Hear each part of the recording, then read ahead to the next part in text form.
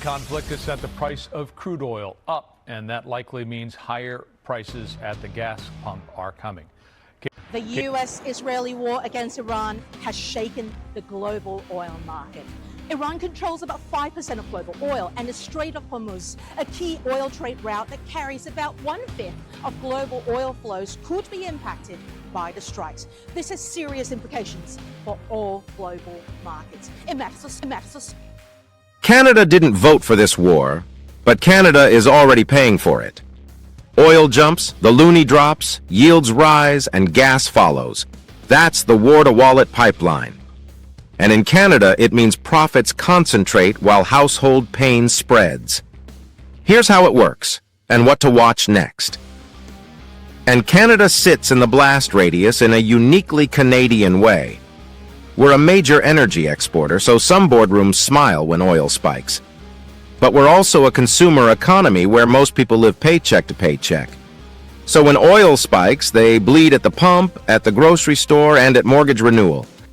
This is not abstract. This is a pipeline, a war-to-wallet pipeline. Now here's the breaking market signal that tells you how fast this is moving. On March 2nd, 2026, Reuters reported the Canadian dollar weakened by about 0.4% to around 1.37 per US dollar, even as oil surged roughly 5.9% on the day. That is the clearest sign that in a geopolitical crisis, fear overrides fundamentals.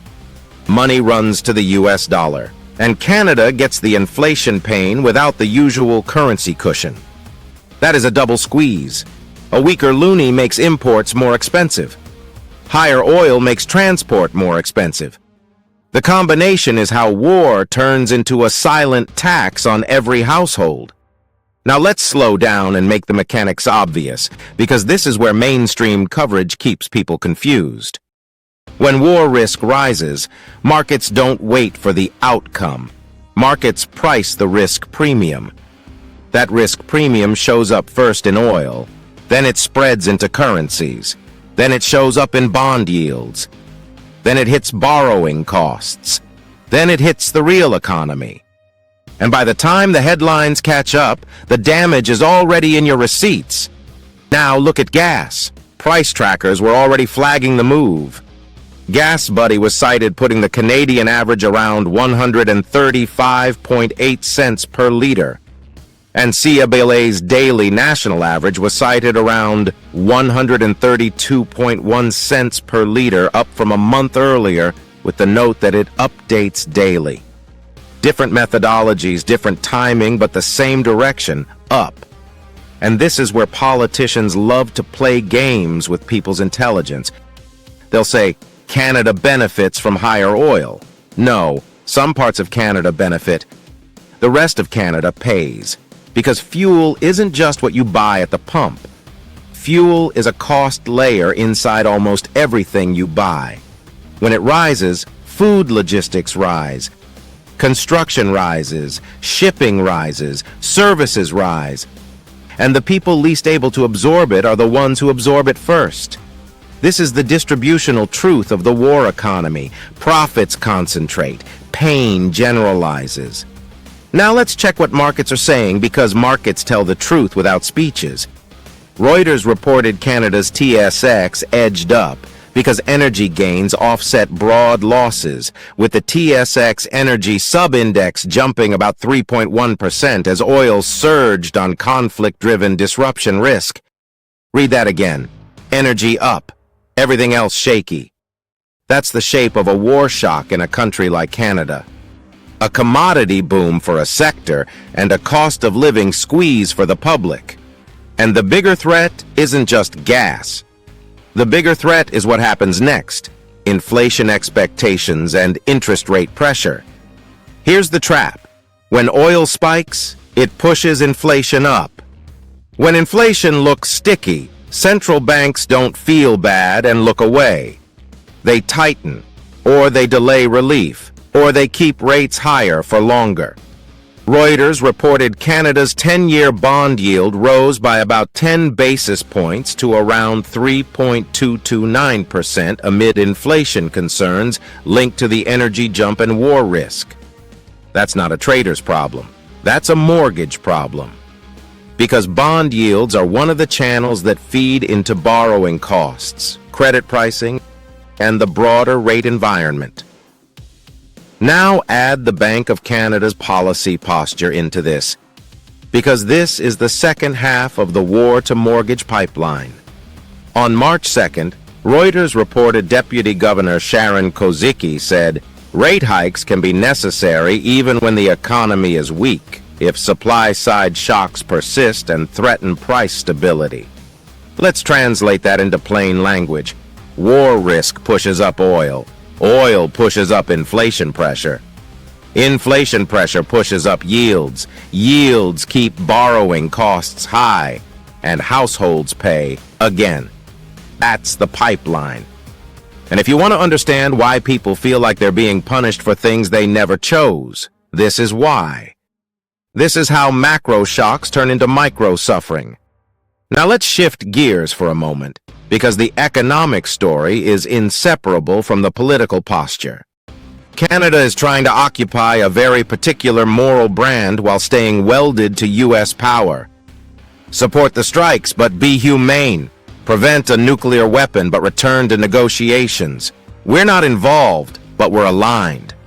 In a February 28th statement, Prime Minister Mark Carney and Foreign Affairs Minister Anita Anand said Canada supports the United States acting to prevent Iran from obtaining a nuclear weapon, while urging Canadians in Iran to shelter in place.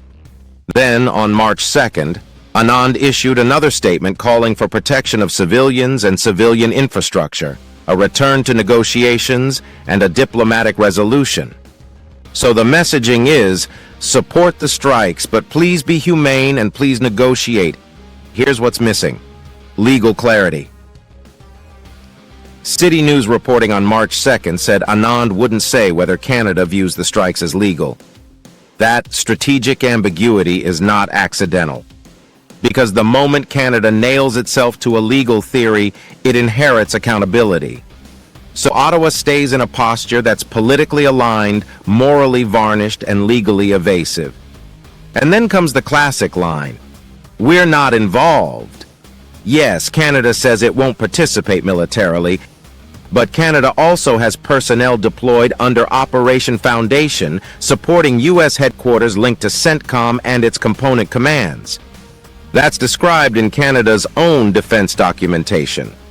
So Canada can tell the public we're not involved, while still being inside the operational ecosystem of the superpower driving the escalation.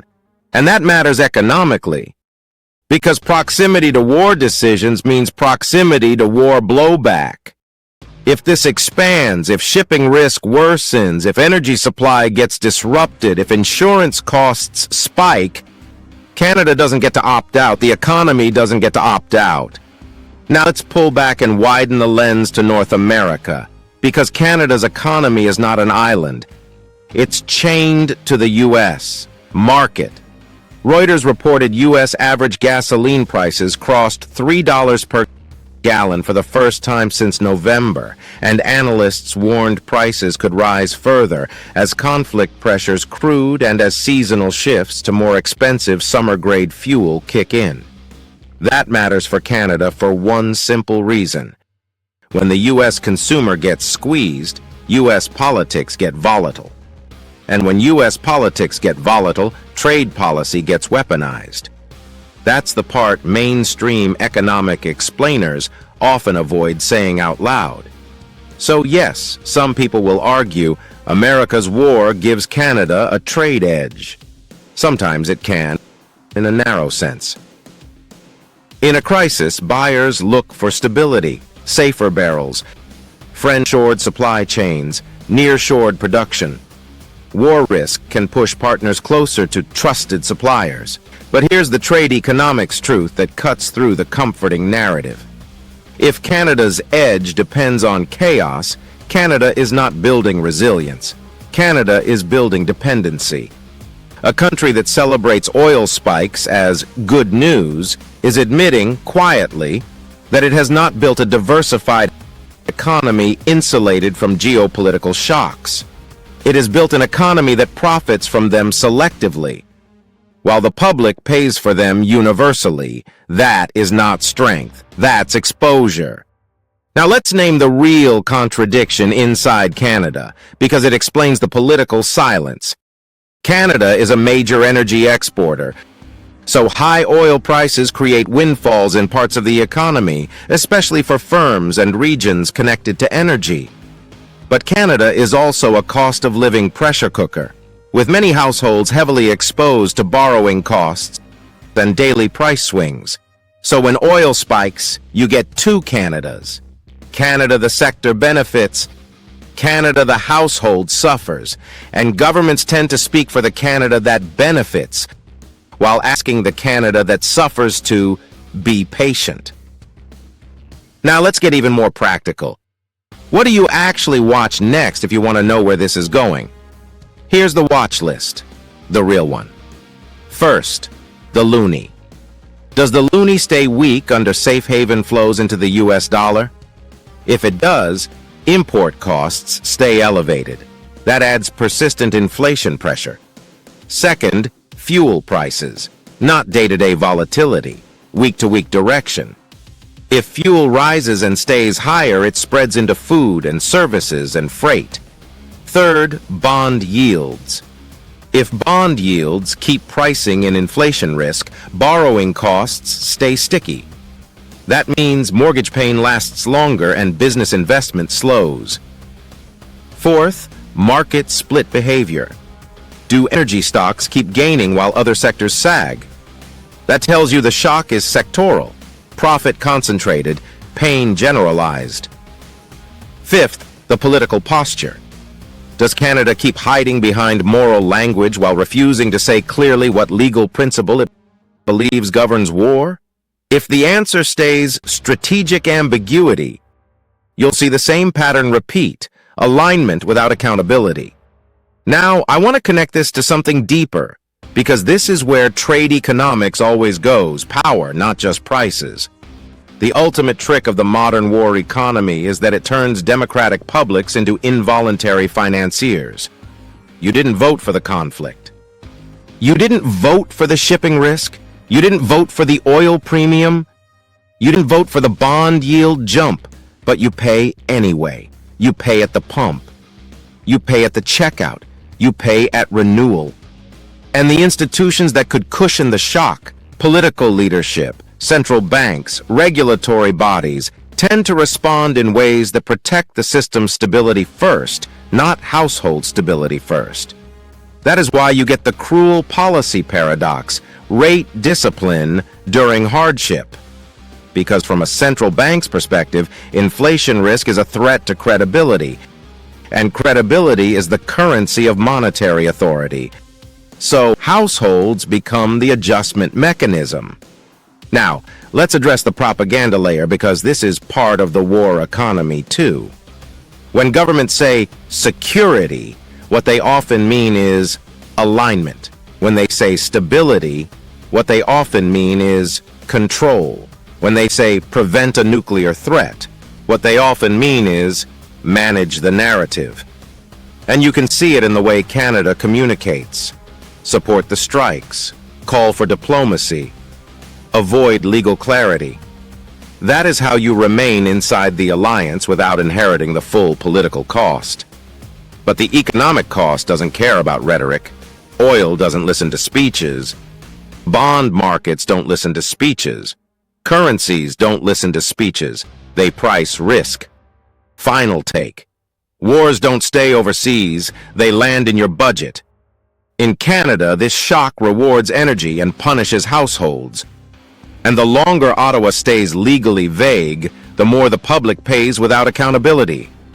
Watch three things this week: the loonie, pump prices, and bond yields. Question: what hits Canada harder, gas prices or higher for longer rates? Comment, gas or rates, and tell me why. If you want weekly trade economics episodes that start with the market and expose the power mechanics underneath, subscribe and turn on notifications. Because in the modern war economy, the battlefield is only the beginning. The real war reaches you through prices.